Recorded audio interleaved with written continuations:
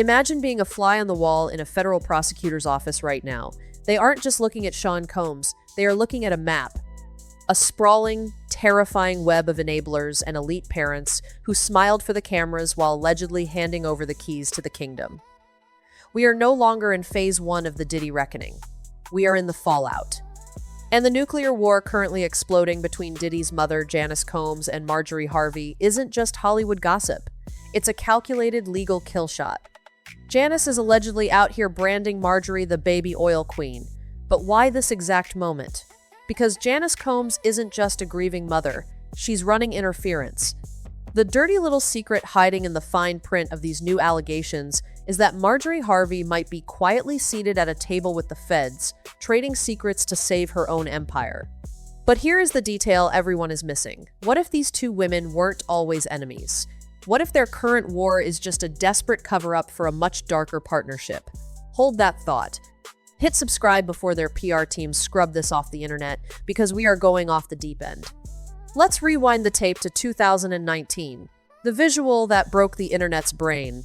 A 22-year-old Lori Harvey vacationing in Italy and Cabo with a 49-year-old Diddy. The age gap alone was enough to make your skin crawl. But the context? Psychological whiplash. Lori had previously dated Diddy's own son, Justin. She had been running around calling Diddy's late ex, Kim Porter, her mama, and now she's on a yacht with the patriarch? To hear Little Rod say, like, the boys were around. Roger Bonds talked about the children as well.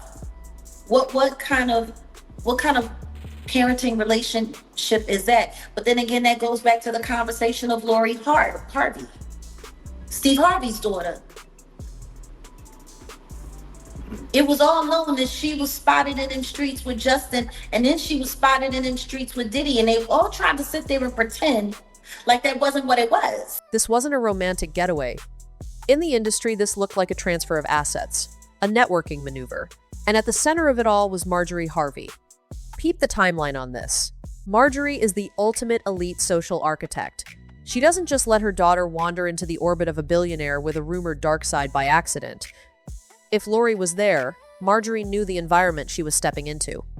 And according to the whispers getting louder by the day, Marjorie may have used that proximity to navigate, profit, and survive the very ecosystem the feds are now dismantling. But if Marjorie is trying to distance the Harvey name from the 1,000 bottles of baby oil and the federal raids, Janice Combs is dragging her right back into the muck. Janice is implying Marjorie knew exactly what kind of environment Lori was entering, that she facilitated the networking and was more involved than anyone realizes. Notice the architecture of this smear. Janice isn't just calling Marjorie a bad mother. She's tagging her as an operative, a facilitator. Why? Because in the federal system, credibility is oxygen. If Marjorie is sitting down with investigators, giving them a timeline of 2019, explaining what Lori saw to ensure the Harvey empire doesn't get indicted, she has to have clean hands. But if the defense can paint the federal witness as the baby oil queen, someone who didn't just witness the freakoffs but helped organize the VIP guest lists, that witness's testimony goes up in smoke. Janice isn't just mad, she's strategically kneecapping the prosecution's star witness. It's a legal kill shot disguised as a Hollywood catfight. But let's pause. Let's take a hard look at the woman pointing the finger. Janice Combs wants to play the moral high ground, but her closet is rattling with skeletons. We all know the backstory. Diddy's father, Melvin, was a street hustler who was taken out when Diddy was just 3. After Melvin died, Janice moved the family to Mount Vernon. For years, the PR narrative was that she was a struggling single mom, bartending in lingerie just to keep Diddy in private school. A noble martyr. But Suge Knight pulled the mask off that narrative years ago. I'm not making an excuse, because I believe in those people shouldn't have went through what they went through. But at the same time, judging Puffy, he might have some shit going on when he was young. You know, Mama ran a house. There was all kind of activities in there. He was there when he was young. He might not. Some of those men might not want to teach him how to draw. Like there's something else flying in that landed besides that paper plane, you know? Judging Puffy, his mama ran a house. There was all kinds of activities in there. He was there when he was young. Some of those men, they taught him things he shouldn't have known. Activities. In the house, while the kid was present. If Suge is telling the truth, the pathology didn't start in the boardrooms of Bad Boy. It started in the living room. Janice wasn't just a survivor. She's been slammed as the quiet gatekeeper, the secret brains behind the operation. And the receipts? They are deeply unsettling. When the feds raided Diddy's homes, the allegations that surfaced were horrific. Luring women with the illusion of romance, forcing them into grueling, days-long activities with male workers, and then administering IV fluids to help them physically recover from the trauma. Now, ask yourself this. Who was getting the IVs? Just the victims? Because when Diddy was arrested, insiders alleged that Janice Combs was right there, hooked up to an IV drip next to her beloved son. If that doesn't shatter your reality of an innocent mother, nothing will. You don't get IV fluids after a church potluck. You get them after extreme physical depletion.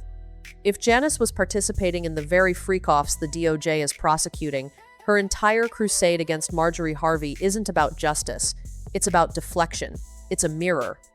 She's accusing Marjorie of exactly what she herself has been doing for decades.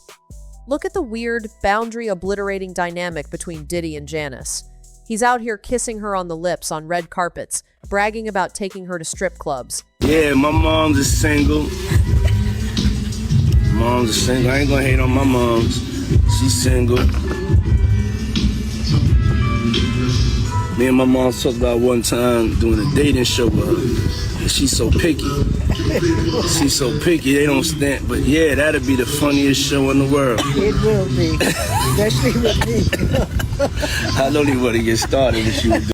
My mom's single. We talked about doing a dating show. She's so picky.